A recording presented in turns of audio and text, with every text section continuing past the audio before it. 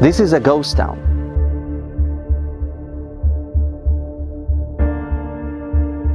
Today I'm in Kiryat Shmona, the biggest city in northern Israel.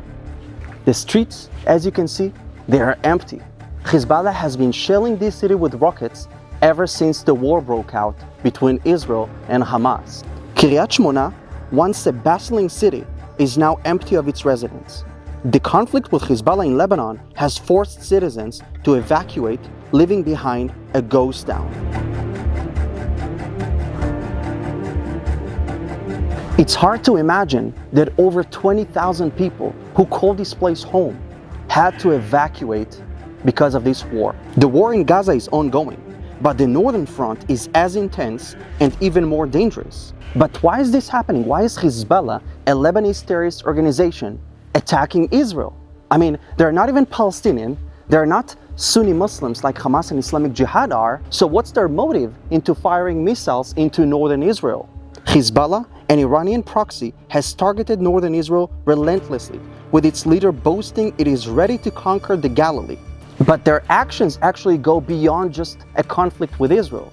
They serve the broader agenda of the Islamic regime in Iran. It's not about supporting Palestinians, it's about advancing Iran's interest in the region. Because at the end of the day, the Iranians couldn't care less about Palestinians. They only use them to destroy Israel. Because Israel stands between the Islamic regime and taking over the Middle East, and eventually other parts of the world. Now, many people are asking, so why didn't Hezbollah join Hamas on October 7 when it attacked and invaded Israel? Now, while the Ayatollahs in Iran are trying to push Hezbollah to attack Israel more and more and more, something really interesting happened to Hezbollah. It has become more than just a terrorist organization, more than just an Iranian proxy. It has become a political player in the Lebanese government, one that tries to serve two masters, the Lebanese people and the Iranian boss. Wow. You guys heard that? That was definitely Israeli artillery firing and targeting Hezbollah targets, so it's as real as it can be. And it happens to be that the Lebanese public is not interested in a war with Israel. The economy in Lebanon is garbage, and there is a lot of criticism against Hezbollah in general. The Lebanese people see what's going on in Gaza, that 70% of Gaza City is in ruins, and they don't want their cities to look like that. Hezbollah knows that, and it knows that if it will start a war against Israel in the north, the Lebanese people will have a reason to overthrow Hezbollah. So what Hezbollah is doing is firing as many missiles as it can to show their support for the Palestinians without officially starting a war. And now back to Israel.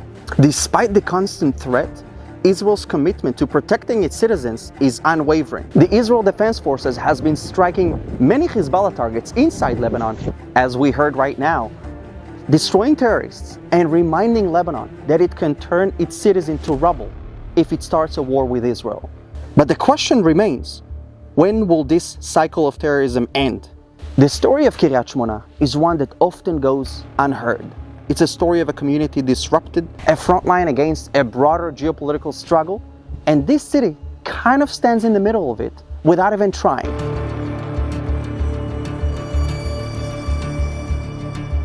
Despite the constant threat, there is a strong sense of hope and unity.